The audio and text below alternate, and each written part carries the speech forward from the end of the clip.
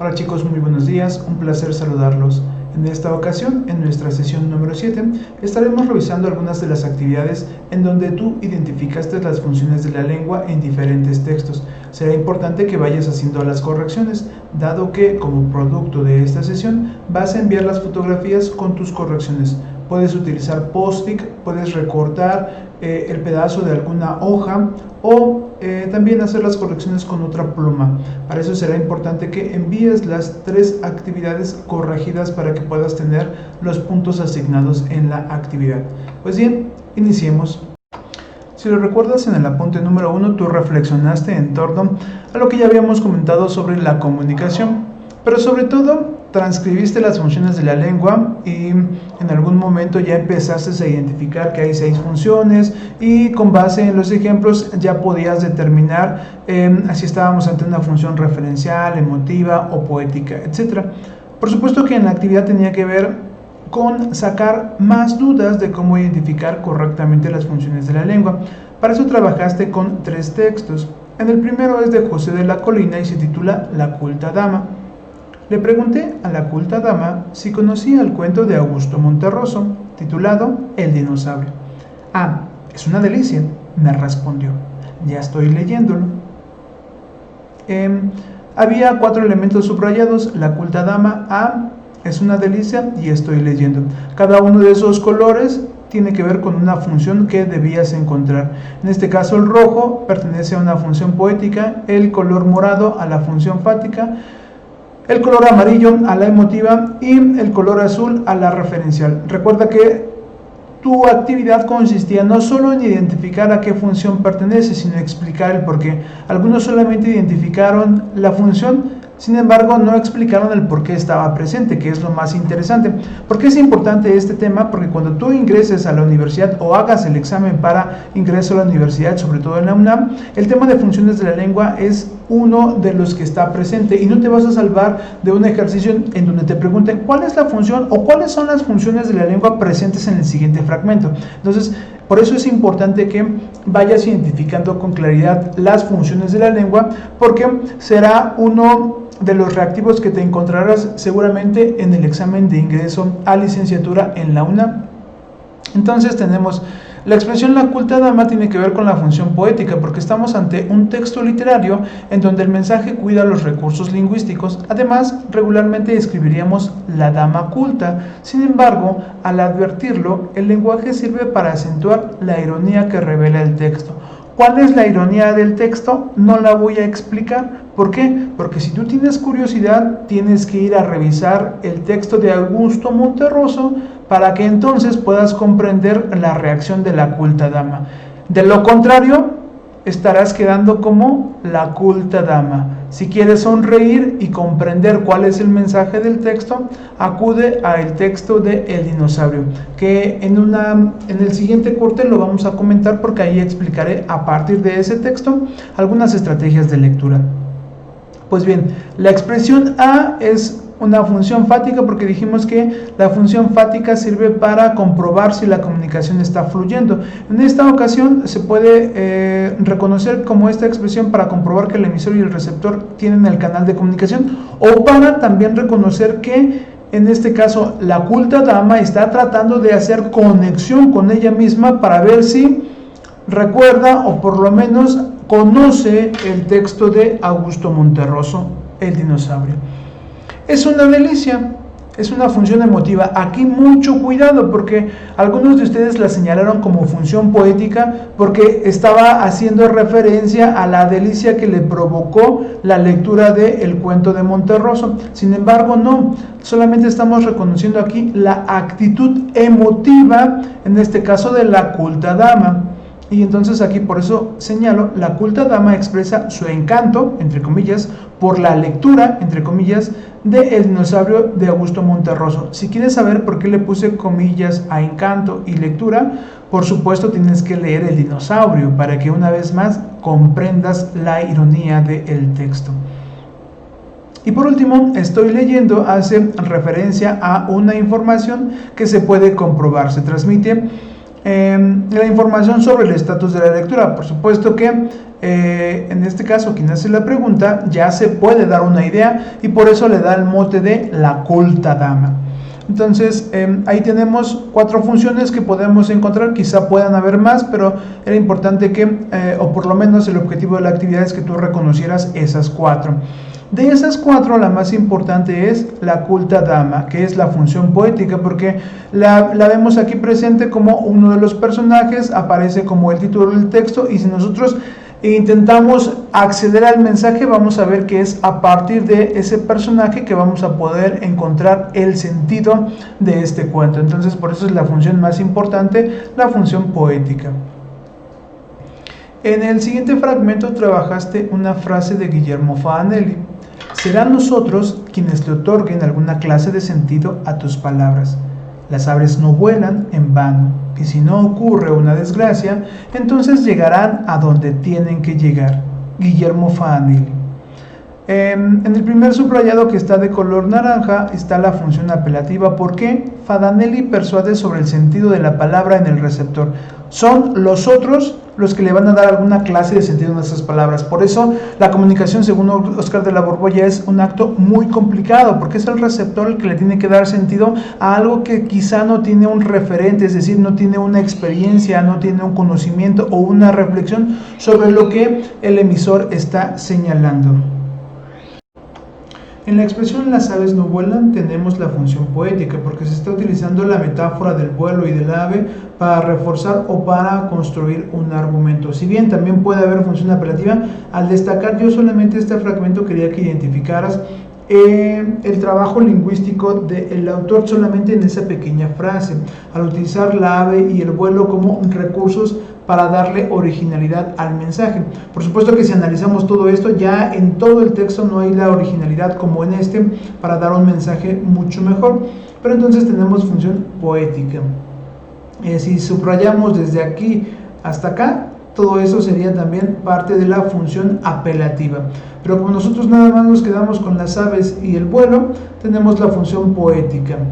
Si nosotros nos cuestionamos cuál de estas dos es más importante en el texto, pues indudablemente reconoceremos que es la apelativa, porque nosotros tenemos que estar a favor de lo que está diciendo Fanelli o en contra, si en verdad las palabras tienen sentido a partir del otro, o es el emisor el que tiene conciencia de lo que quiere dar a entender y por eso su vuelo no es en vano, porque esas palabras deben de llegar de manera adecuada al receptor. Entonces ahí tenemos las funciones de la lengua en ese pequeño fragmento. El último fragmento que trabajaste es el siguiente. El tema del amor ocupa desde hace siglos a filósofos, escritores y artistas. Sin embargo, este sentimiento conserva algo de inasible, de indescifrable. Pensemos en las dos palabras más simples que usamos para expresar nuestros sentimientos amorosos. La aparente sencillez de un te amo se complica cuando intentamos averiguar qué se quiere comunicar realmente al decirlo. Pues bien, entonces el primer subrayado, que es en color azul, tenemos la función referencial, porque nos está informando de cómo ha sido tratado el tema del amor por filósofos, escritores y artistas, y es información objetiva. ¿La podemos comprobar? Claro, porque podemos acudir a verificar si los filósofos, escritores y artistas han tratado el tema del amor. Sin embargo, lo importante o lo que destaca el autor es que en el amor hay algo de inasible e indescifrable. Entonces nosotros podemos pensar, ¿verdaderamente hay algo de indescifrable en el amor? ¿Por qué lo consideramos extraño, loco, indiferente o tal vez algo complicado de explicar? Entonces ahí el autor está comunicando un punto de vista donde ya no es objetivo, porque el amor no es algo objetivo y entonces es algo subjetivo. Y si recordamos nuestra tabla, mencionamos que la función referencial desaparece cuando se quiere provocar un efecto o una reacción en el receptor. Entonces aquí están provocándose una reacción en el receptor y por eso tenemos la función apelativa. Nos va a tratar de convencer o persuadir de que esto es cierto, de que en el amor hay algo de inasible e indescifrable. ¿Cómo lo va a comprobar? Por supuesto con un argumento y una serie de argumentos que va a ir desarrollando el texto. Pero uno de los primeros es cuestionarse cuál es el significado o qué esconde la aparente sencillez de la expresión te amo.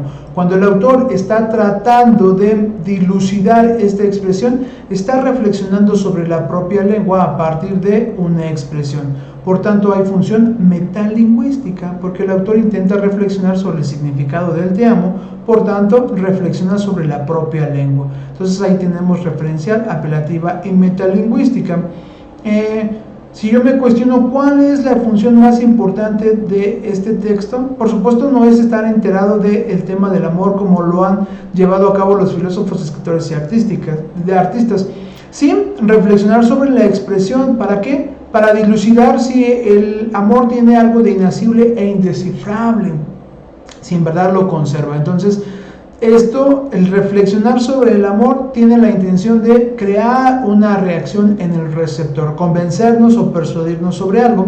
En este caso, entonces, por eso la función apelativa es la más importante en este texto.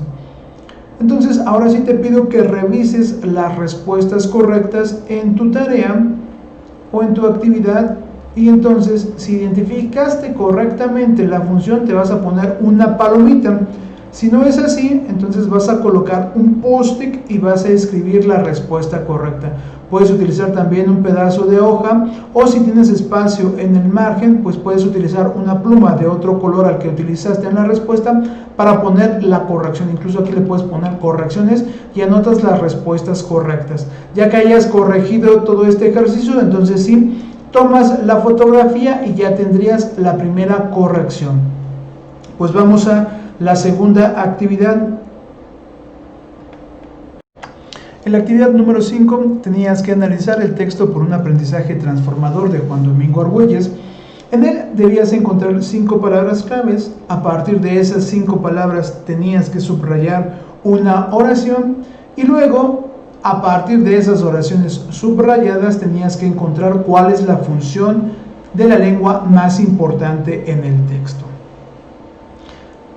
Como lo notas, hay algunas marcas que tiene mi texto para hacerlo mucho más claro. Tenemos 2 palabras importantes en el texto: aprendizaje, que sería el tema, y transformador, que va a ser la palabra que me va a permitir encontrar las claves o la información importante que hay en el texto. Entonces, lo que yo subrayo con amarillo tiene que ver con lo que el texto me deja que puede, o que es la misión del aprendizaje. El aprendizaje tiene que ensanchar la mente y ensanchar el corazón. Es decir, que el aprendizaje nos debe de llevar a reaprender lo que es gozar. ¿Cómo vamos a gozar? A partir de la mente y de el corazón. Pero, ¿en dónde vamos a gozar? Pues a gozar, por supuesto, en la universidad de los libros, porque la materia prima de la escuela y de la universidad está en los libros y justamente en lo que nosotros podemos abstraer y fabricar y construir a partir de ese conocimiento de los libros y de lo que hacemos en la universidad, en este caso también de lo que se hace en la preparatoria. Entonces, si tú a partir de tu contacto con el libro y con la escuela estás reaprendiendo lo que es gozar, es decir, estás ensanchando tu mente y tu corazón, estás en el camino del aprendizaje. Ahora, pero no solamente a Juan Domingo Argüelles le importa decir lo que es el aprendizaje, sino cómo el aprendizaje puede ser transformador. ¿Transformador de quién? ¿De qué? Pues entonces eso es lo que nosotros teníamos que encontrar. Las palabras que me ayuden a mí a poder explicar por qué el aprendizaje es transformador o en qué momento el aprendizaje puede ser transformador, van a ser mis palabras claves. Y entonces aquí yo localizo ética. El aprendizaje va a ser transformador cuando esté revestido de una ética y de una cultura. Aquí tengo 2 palabras claves. Pero también esto debe de, otra forma de explicar la ética puede ser el espíritu superior y la calidad humana. Una persona que tenga un aprendizaje que la ha transformado, ¿por qué ha sido transformada? Porque tiene un espíritu superior y una calidad humana, pero son 2 elementos, porque por supuesto que el conocimiento o el aprendizaje puede transformarte en un espíritu superior, pero quedarte ahí. La misión o el mensaje de Argüelles es que no solamente tengas un espíritu superior, sino que este espíritu superior se vea representado en tu calidad humana. Ahí tenemos la mente y el corazón trabajando al servicio del hombre en su día a día. Por supuesto que otra palabra clave es diálogo con la realidad o realidad. y por supuesto tragedia cultural. ¿Por qué necesitamos un aprendizaje transformador? Porque hay una tragedia cultural, tenemos que comprender cuál es la tragedia cultural y por qué la necesidad de transformar la manera en que estamos aprendiendo para que reaprendamos lo que es gozar. Entonces, cuando yo ubico mi palabra clave ética, subrayo la oración que me la explica. Tener mayor educación y leer mejores libros son acciones que deben ir acompañadas de una ética. Esta ética, a veces, y de acuerdo con Juan Domingo Argüelles, no es enseñada en la escuela, es decir, leemos un libro y no sabemos cuál es el sentido, estamos recibiendo conocimiento y no sabemos cuál es la importancia, es decir, todo lo que tú estás observando, lo que estás construyendo, lo que estás abstrayendo en tus clases, tiene que estar revestido de una ética. Entonces, si la educación que estás recibiendo y la lectura de los libros o todas las lecturas que están haciendo no te vuelven un ciudadano ético, entonces el aprendizaje no te está transformando. Si tú no eres un ciudadano ético en tu día a día porque estás teniendo contacto con la educación y con los libros, entonces en realidad no estás teniendo un aprendizaje transformador, no estás ensanchando tu mente y tu corazón a partir del contacto con la educación y con los libros. Entonces este ensanchamiento de la mente y el corazón tienen que convertirte en un ciudadano ético. Por supuesto que hay otro elemento importante, no solamente debes de ser un ciudadano ético, sino un ciudadano que prácticamente reconoce el valor y es un representante de la cultura. Por eso también la oración que podemos subrayar, Ernesto Sábato ve también el problema de la educación sin ética y el de la cultura sin mejoría. Si la cultura, si el conocimiento que yo estoy recibiendo no me hace mejor persona, no me hace mejor ser humano, no me hace un mejor ciudadano, entonces ahí tenemos un gran problema. El ensanchamiento de la mente y el corazón que no me hace ser mejor, entonces no me está llevando al gozo y a reaprender. Es decir, porque lo que yo puedo aprender, lo puedo reaprender, lo puedo transformar y lo puedo aplicar en mi realidad, en mi contexto, en mi situación familiar, en mi entorno.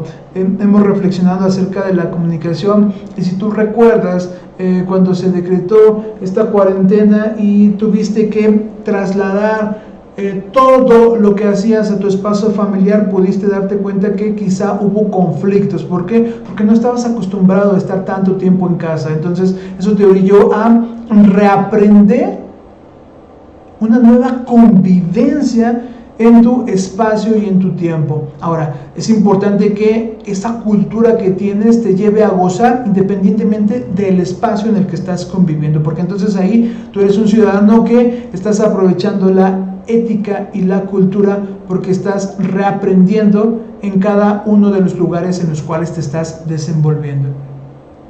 También yo en este caso señalé espíritu superior o calidad humana, que sería otra forma de espíritu superior, tendría que ver con el ensanchamiento de la mente y el corazón con la calidad humana. Esto de reaprender lo que es gozar o el aprendizaje transformador tiene que ver también con y incluso aquí lo destaca Argüelles, lo verdaderamente importante es que la educación superior, yo diría que también la educación en la preparatoria y la denominada lectura de calidad, tú estás revisando muchos textos quizá en algunas materias como estructura socioeconómica de México, o lógica y argumentación o alguna materia de humanidades. Esperamos que estés revisando lecturas de calidad, como esta es una lectura de calidad, considero yo.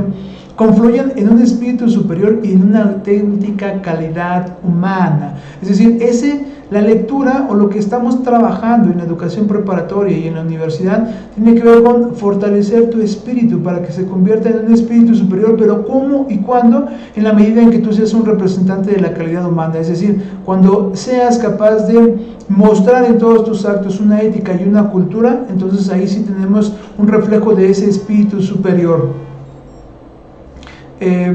Por eso es muy importante que en la universidad, que los libros y todo lo que estás recibiendo te convierta en un espíritu superior, pero ese espíritu superior debe estar reflejado en tu calidad humana. Otra de las palabras que habíamos señalado como importantes es realidad, y la oración que subrayamos o podemos subrayar, de muy poco sirve la superioridad intelectual, es decir, nada más quedarte en este espacio Para la felicidad, es decir, una parte de la calidad humana es también el desarrollo pleno de la felicidad.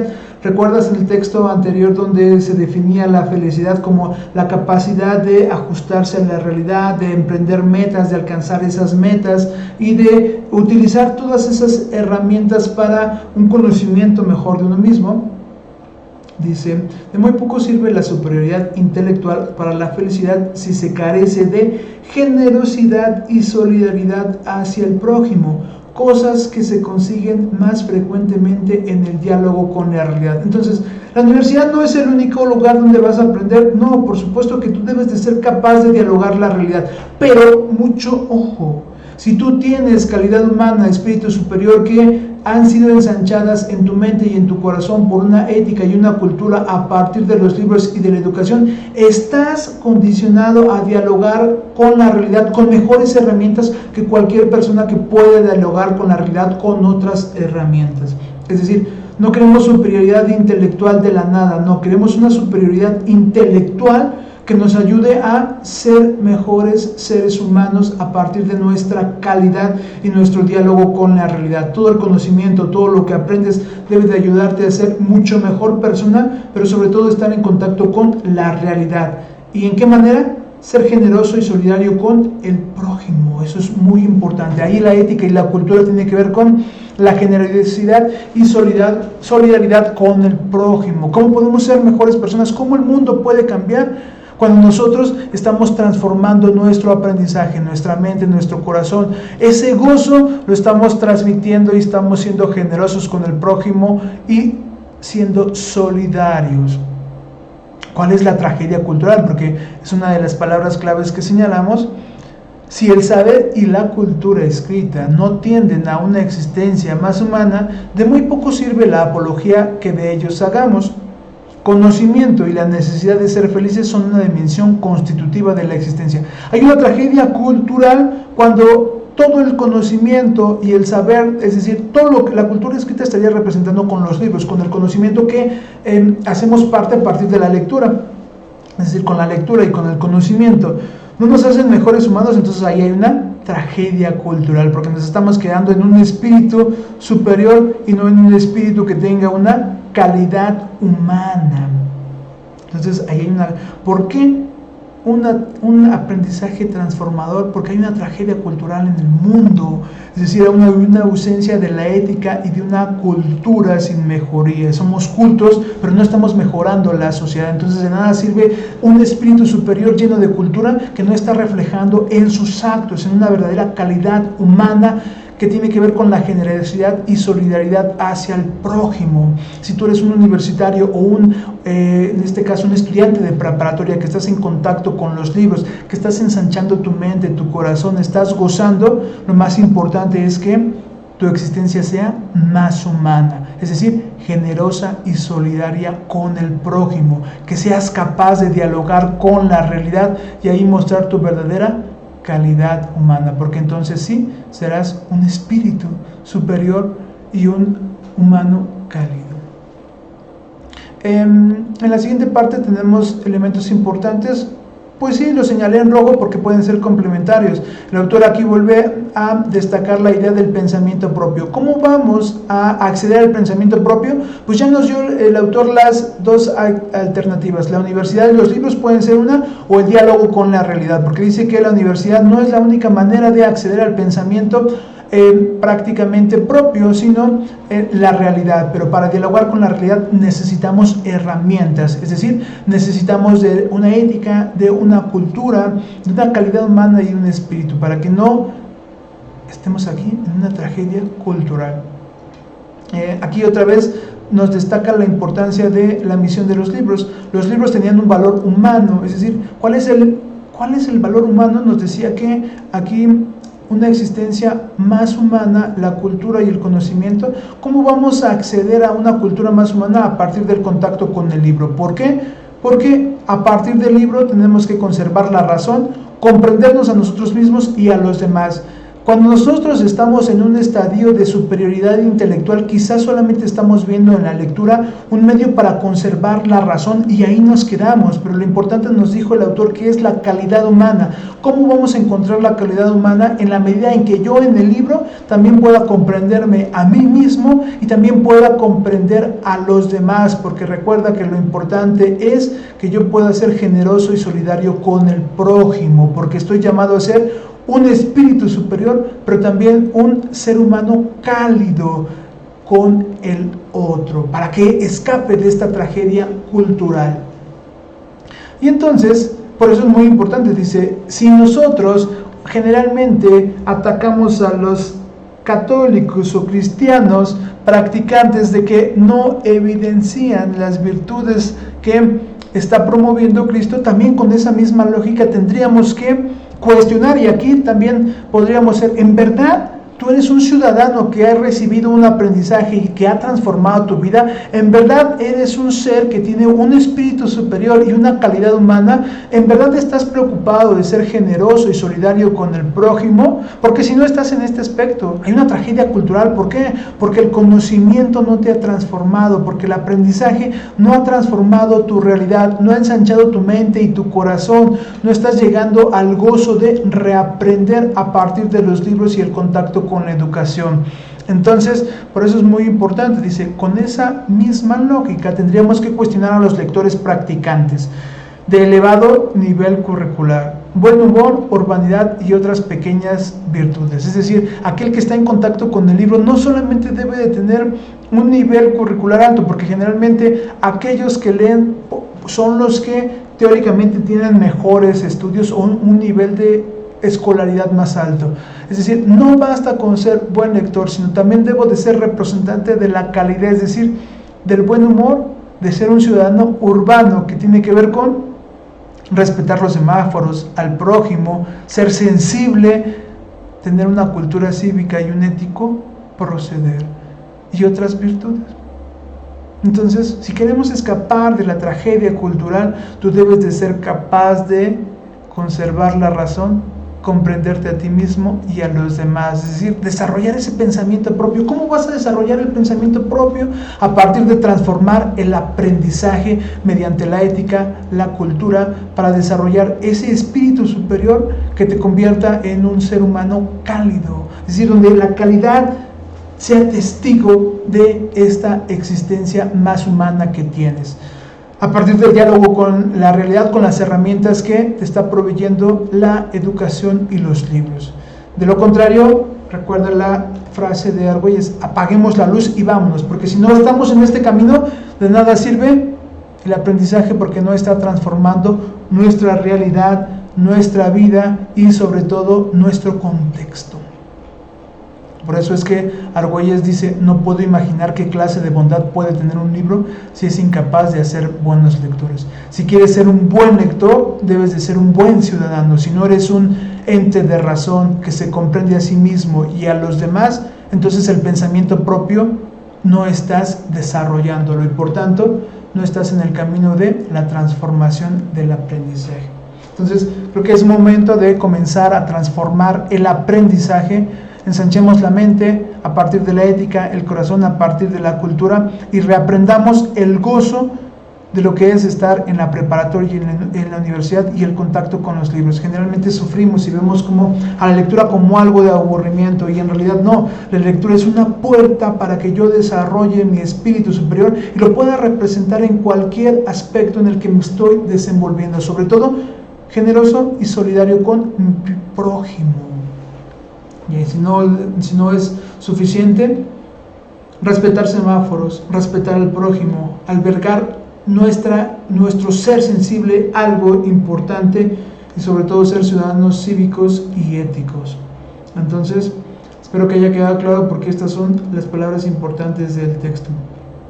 Ahora, ¿qué es lo que está tratando de promover el autor? Pues que nosotros en verdad comprendamos que el aprendizaje debe de transformarnos y entonces por eso hay una función apelativa. El receptor, en este caso nosotros, ustedes y yo, debemos de comprender que el aprendizaje debe de transformarnos. Entonces, Ojalá hayas podido comprender. Si subrayaste alguna de estas palabras claves, entonces te pones alguna palomita. Puede ser si hay un sinónimo de tragedia cultural o es una palabra muy parecida que puede ocupar lo mismo o transmitir la misma idea que tragedia cultural, te pones una palomita. De lo contrario, entonces colocas la palabra tragedia cultural y explicas por qué es importante, porque aquí nosotros estamos explicando por qué tragedia cultural, porque hay un problema en la sociedad, que el conocimiento y las lecturas no nos están volviendo más humanos, y entonces el conocimiento debe de llevarnos a la felicidad. Entonces, si el conocimiento no nos está llevando a la felicidad, hay una tragedia cultural. Pero recuerda, no una felicidad como un estado de ánimo, sino algo con lo que se está construyendo. Recuerda que esa capacidad de ajustarnos a la realidad, de emprender metas, de conocer lo que nos está pasando y cómo podemos cambiar esa realidad, esa felicidad entendida como eso, como algo que depende de nosotros, depende de nuestros actos y depende de nuestra responsabilidad ética y cultural. No una de, ay, voy a soñar con esto, voy a soñar con nosotros, voy a ser feliz cuando llegue esto. No, algo por lo cual estoy trabajando y tengo conciencia de ello. Entonces, es importante que revises si tú colocaste cada una de estas palabras y en caso contrario, pues señala por qué cada una de estas palabras es claves. Incluso tendrás que regresar el video para encontrar una justificación. Yo ya expliqué el texto y entonces ya puedes tú entonces explicar por qué estas 5 palabras son las claves: tragedia cultural, realidad, existencia humana, calidad humana y espíritu superior. Como lo notas, estas 5 palabras me ayudan a explicar por qué el aprendizaje debe ser transformado, o por qué debemos de ir en la senda o en el camino de transformar el aprendizaje, o por qué el aprendizaje debe transformar. Entonces, si hay alguna duda sobre el texto, la comentamos.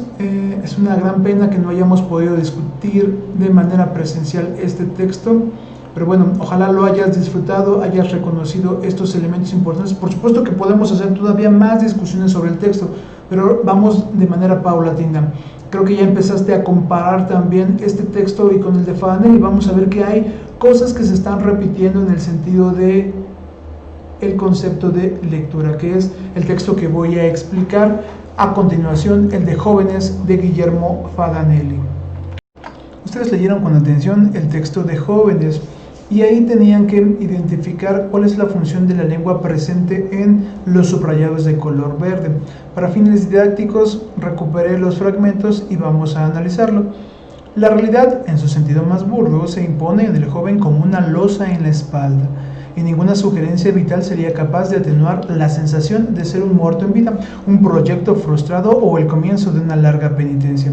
En esta ocasión hay una función apelativa porque el autor intenta convencer o por lo menos provocar una reacción en el receptor, ustedes los jóvenes, de que la realidad es una losa que los convierte en muertos en vida, en un proyecto frustrado o en el comienzo de una larga penitencia. Como ven, no hay objetividad, no se trata de transmitir información que se pueda comprobar, sino hay un efecto en el receptor de comprender o en verdad decir, en verdad son un muerto en vida. Ustedes se consideran muertos en vida, están cargando una losa, son un proyecto frustrado o su vida es una larga penitencia. Por supuesto que pueden estar a favor o en contra de Fadanelli, se pueden identificar. Después vamos a ver cuál es el sentido de las palabras de Fadanelli y qué es lo que propone para escapar de esta larga penitencia. Ojalá lo hayas podido captar en el texto de Fadanelli. El siguiente ejemplo es: yo solo cumplo con una necesidad íntima y bastante penosa. Hay función referencial porque Fadanelli informa el objetivo de su consejo, porque ya dice que el objetivo del texto va a ser dar una serie de consejos a los jóvenes. Entonces, ese objetivo es cumplir con una necesidad íntima. Por supuesto que, y ya cuando dice necesidad íntima y bastante penosa, se pierde la objetividad y entonces la función referencial va perdiendo sentido y lo que va a prevalecer va a ser la función emotiva. El autor declara que su necesidad íntima es bastante penosa, así reconocemos la actitud emotiva del emisor. Entonces tenemos función emotiva y función referencial, donde finalmente la función emotiva es la más importante. En mi columna he sugerido cientos de libros de toda clase. Hay una función referencial porque hay una información objetiva que se puede comprobar. Si lo queremos hacer, podemos ir a una de sus columnas, que te la recomiendo, sale los lunes en el periódico El Universal.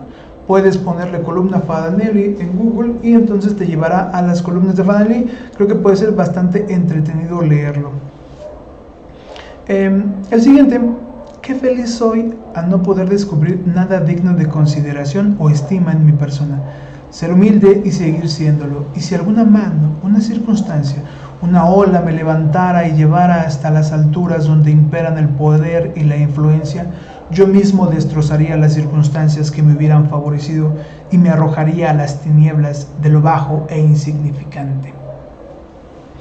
Aquí tenemos un fragmento de uno de los personajes, ahí aparece en el texto. Hay función emotiva porque aquí declaro el estado de felicidad, pero por supuesto hay función poética cuando todo esto vemos que hay una creatividad en la expresión de los sentimientos, se hace con originalidad y creatividad. Por supuesto, si puedes entender el mensaje, es muy interesante.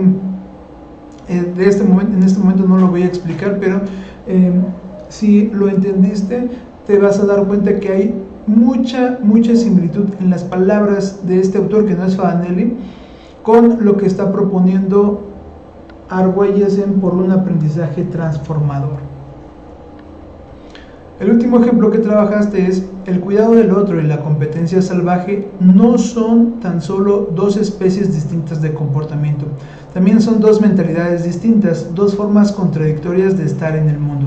Convertir la paja en oro, sexto piso, quiere decir que esta es una cita textual que pertenece al libro Convertir la paja en oro.